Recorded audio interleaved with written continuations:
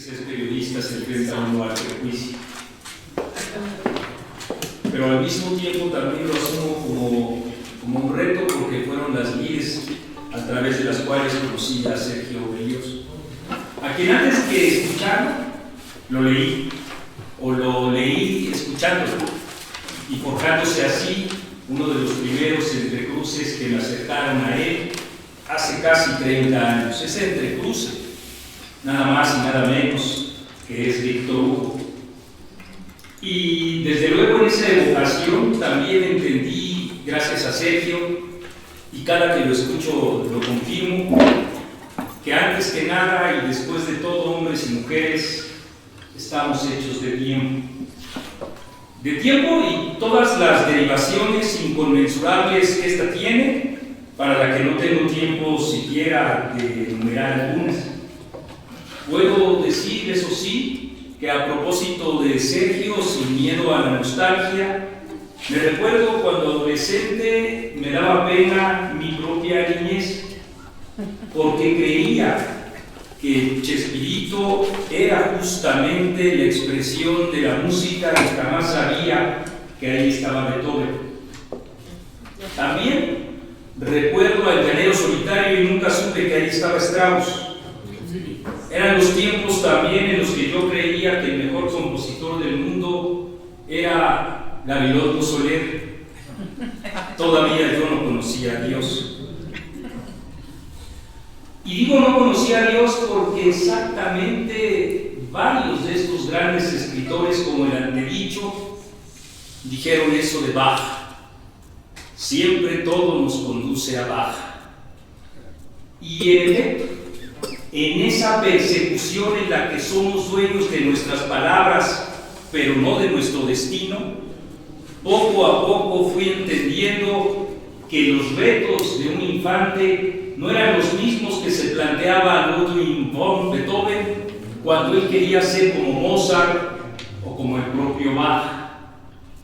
Y así, en el transcurso del propio tiempo y como editor de Sergio, entendí que somos contexto, somos memoria, somos nostalgia y somos la evanescencia misma que en conjunto representa la música. Y si somos música, somos también la expresión de un sentimiento que Sergio se atreve a hacerlo permanentemente y desafía al tiempo si lo entendemos solo como pasado. Porque estoy claro de que una de las críticas más persistentes que se le hace a su obra es justamente estacionarse en aquellas expresiones de los 1700 hasta la fecha, en donde se cree que ha quedado enclaustrado, como en una miniatura, el propio tiempo y la propia creatividad musical, cuando sabemos perfectamente que si Beethoven escribió no solo fue por el amor intenso del que todavía desconocemos quién se lo inspiró, pero sabemos bien que estaba él decepcionado por un Napoleón que había prometido lo que no podía cumplir, y ahí es como creó una de sus principales obras. Siguiendo esa misma línea, Sergio es también una expresión de inconformidad, de hartazgo, de desesperación y al mismo tiempo de anhelo y esperanza, como una síntesis de la propia música que es universal. En nuestro propio continente no podemos dejar de entender a la propia música justamente como ese resabio de enojo, de resentimiento incluso y de rencor, pero también de una gran capacidad por plantear la libertad. Y es así como nació el danzón,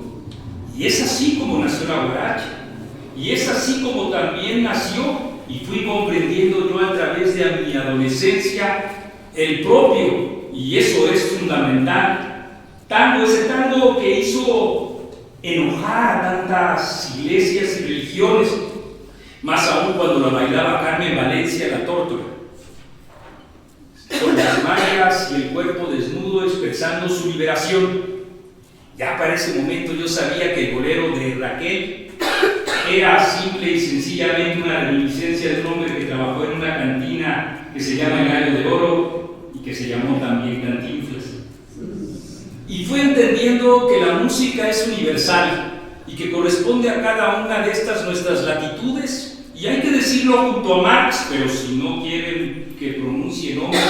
indecibles en estos momentos convulsos, podemos decir que solo los grandes escritores han sido siempre ciudadanos del mundo, y como ciudadanos del mundo, en el contexto en el que viven, expresan su música, y Sergio es la expresión también de ese pasado, de esas aspiraciones y de este presente que conjuntan los mismos sentimientos que nos hacen hombres y nos hacen mujeres. La pieza anterior a la que acabamos de escuchar, en efecto, nos remite a Praga, pero también nos remite a la Plaza Wenceslao y nos remite a la primavera aquella en la que terminó tocando Milán Kundera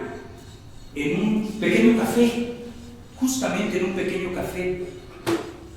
en donde él mismo estaba inspirado en Igor Stravinsky,